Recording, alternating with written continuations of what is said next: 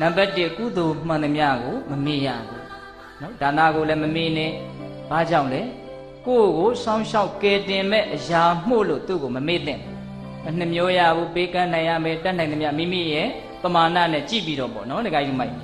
အဲ့ဒါလိုပေးကမ်းစွန့်ကြဲခြင်းဒီတန်တရားတစ်လျှောက်ကိုယ့်ကိုစောင်းရှောက်မယ်နောက်ဆုံးနိဗ္ဗာန်ရအောင်သူလည်းပဲဆောင်ကျဉ်နိုင်တဲ့အစွမ်းတတ္တိရှိတယ်ဒါကြောင့်ကိုယ့်ကိုကောင်းကျိုးချမ်းသာပေးမဲ့အရာမှုလို့သူ့ကိုကမေ့ထားလို့မသင့်ဘူးဒါကြောင့်ဒါနသည်ပထမမမေ့သင့်တဲ့တရား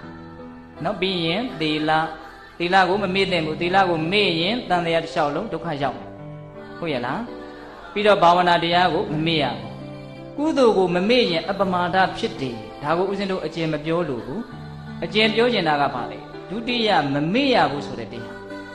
ဒုတိယမမေ့ရဘူးဆိုတာကဘာလဲဆိုသဘာဝတရားကိုမမေ့ရဘူးနော်တခါကြီးမိုက်များဘာကိုမမေ့ရဘူးလဲသဘာဝတရားကိုမမေ့ရဘူးအဲ့ဒီသဘာဝတရားဆိုတာက2မျိုးရှိမြင်သာတဲ့သဘာဝရယ်မမြင်သာတဲ့သဘာဝရယ်သဘာဝဘယ်နှမျိုးရှိလဲ2မျိုးရှိတယ်အဓိကကြတာကိုပဲလူရင်းကိုပဲဦးဇင်းတို့တန်းပြောမယ်ဗျာမြင်သာတဲ့သဘာဝဆိုတာဘာကိုပြောတာလဲလို့မေးရင်လူဟာမွေးဖွားလာတယ်နုနုကလေးနော်အဲ့ဒီကနေတဖြည်းဖြည်းနဲ့ရင့်လာတယ်ပြီးတော့ခန္ဓာကိုယ်ဟာသိပ်ပြီးတော့ကြည့်လို့မကောင်းအောင်အိုသွားတယ်အိုတယ်ဆိုတာကောင်းသလားမကောင်းဘူးလူတိုင်းမအိုခြင်းဘူးမအိုခြင်းလို့မို့တတ်နိုင်သမျှပြင်ကြတယ်ဆင်ကြတယ်အမျိုးမျိုးအလှကုန်ပစ္စည်းတွေအမျိုးအမည်တောင်မှ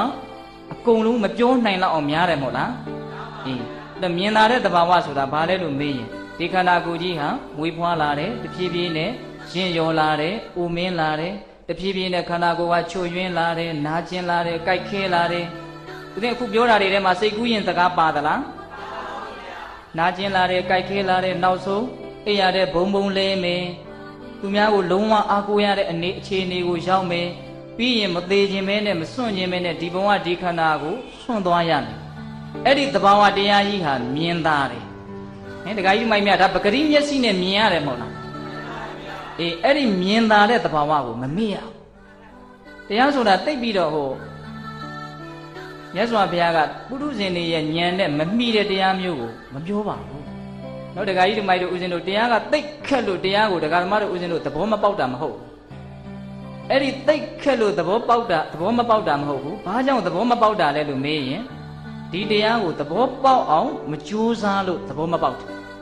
ဆိုလိုတာကသိခက်လွန်းလို့ဒီပု္ပ္ပာကြီးကိုမတွက်တတ်တာမဟုတ်ဘူးကိုကပြေးလေအောင်မတွက်လို့ကိုဒီပု္ပ္ပာကမပြေးလေတာဒါကိုပြောချင်တာနော်အဲ့တော့ပထမမမေ့ရဘူးဆိုတာပါလေမြင်သာတဲ့သဘာဝကိုမမေ့ရဘူးအဲ့ဒါကိုယ်ခန္ဓာလည်းဒီတိုင်းပဲကိုယ့်ရဲ့မျက်စိရှိမှအကုန်မြင်နေတာပဲကိုယ်အိမ်မှာတင်ကိုပဲအင်မတန်အဖို့တန်တဲ့တရားတွေနော်စီဒီကိုနဲ့ဖွင့်တရားမလိုဘူးနော်တခါကြီးမိုက်များမဖွင့်ရဘူးလို့ဆိုလိုတာမဟုတ်ဖွင့်တာကောင်းပါတယ်ဆိုလိုတာကအဲ့ဒါတဲ့လေးနဲ့တဲ့တရားတွေကိုယ့်အိမ်မှာရှိနေတယ်ဆိုတာကိုပြောတာဟုတ်ရဲ့လားဟိုမှာအမေအိုဖေအိုတွေရှိတယ်မဟုတ်လားရှိတယ်တိတိကျကျကြည့်ကိုဒီလမ်းကိုရှောင်နေတာတဖြည်းဖြည်းနဲ့ရောက်နေနော်ဒါပေမဲ့လူတွေဟာအဲ့ဒီအခြေအနေမှန်ကြီးကိုရောင်ဝါးဝါးလုပ်ပြီးတော့မတွေ့မှလို့မဖြစ်တော့မှလို့ကိုနဲ့မဆိုင်သလိုမျိုးတဏှာရာကိုပို့ထားလိုက်ချင်အဲ့ဒါကြီးတကယ်ရောက်လာပြီဆိုတော့ဘယ်လိုမှအဆင်မပြေတော့ဟုတ်လားတကယ်ကြီးမိုက်များဒါကြောင့်မြင်သာတဲ့သဘာဝကိုမမေ့ရဘူးဦးဇင်းတို့မြတ်စွာဘုရားကဒီမြင်သာတဲ့သဘာဝသည်ဒေဝဒုဒနတ္တမံလို့တောင်ဟောတယ်။ဘာတဲ့တော့နတ်တမံနဲ့နတ်တွေကလူတွေကိုသူတော်ကောင်းစိတ်ဖြစ်အောင်ပို့ထားတဲ့တမန်တွေနဲ့တူတယ်လို့တင်စားပြီးတော့ပြောတာဆိုလိုတာကငါခန္ဓာကိုယ်ကြီးကအိုးလာမယ်နားလာမယ်သေးလာမယ်တဖြည်းဖြည်းနဲ့အသုံးမကျဖြစ်ပြီးနောက်ဆုံးပျက်စီးသွားမယ်အဲ့ဒါတွေကိုမြင်တဲ့အခါမျိုးစဉ်းစားမိတဲ့အခါမျိုးမှာကောင်းတာကိုလှုပ်ချင်တဲ့စိတ်သည်အလိုလိုစိတ်ကနေပြီးတော့ယိုစီးလာတယ်နော်တခါကြီးမိုက်များမကောင်းတာကိုမလှုပ်ချင်တဲ့စိတ်မကောင်းတာကိုကဲ့ရဲ့ရှုံချတဲ့စိတ်သည်ဒီမြင်လာတဲ့သဘာဝကိုအဖန်ဖန်ထက်ထက်စဉ်းစားလိုက်တာနဲ့အလိုလိုကိုဖြစ်တယ်ဒါဦးဇင်းတို့စာပေလွတ်ပြီးတော့ပြောနေတာမဟုတ်ပါဘူးနော်တခါကြီးမိုက်များဒီမြင်လာတဲ့သဘာဝကိုစဉ်းစားကိုကစဉ်းစားရင်ကုသိုလ်ကိုမြင်လို့တဲ့စိတ်အလိုလိုဖြစ်တယ်အကုသိုလ်ကိုရှုံချတဲ့စိတ်အကုသိုလ်ကိုဆက်ဆုပ်တဲ့စိတ်အလိုလိုကိုဖြစ်တယ်နော်အဲ့ဒီလိုနီးနဲ့လူဟာတခါလေကိုယ့်ကိုထိန်းပြီးတော့မြင်လာတဲ့သဘာဝကိုကြည့်သွားမယ်ဆိုလို့ရှိရင်နောက်ဆုံးနိဗ္ဗာန်တောင်ရနိုင်ဦးဇင်းတို့ဗိနာတုံမှာမြတ်စွာဘုရားကအိုခြင်းနာခြင်းသေခြင်း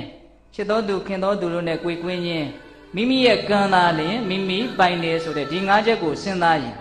မန်နေကြပြီးတော့နောက်ဆုံးကိလေသာတွေဟာပါသွားမယ်နောက်ဆုံးအဲ့ဒါကိုကျင့်ဖန်များစွာကြိုးစားလို့ရှိရင်မဉ္ဇဉ်ဖူဉ္ဇဉ်တောင်ရမယ်လို့ပြောထားနော်တခါကြီးမိုက်မြအေးဒါကြောင့်ဒီမြင်သာတဲ့သဘာဝတရားတွေကိုကိုယ်ခေါင်းထဲမှာအမြဲတမ်းထည့်ထားတဲ့နဲ့အဲ့ဒါကိုမေ့မပြစ်တဲ့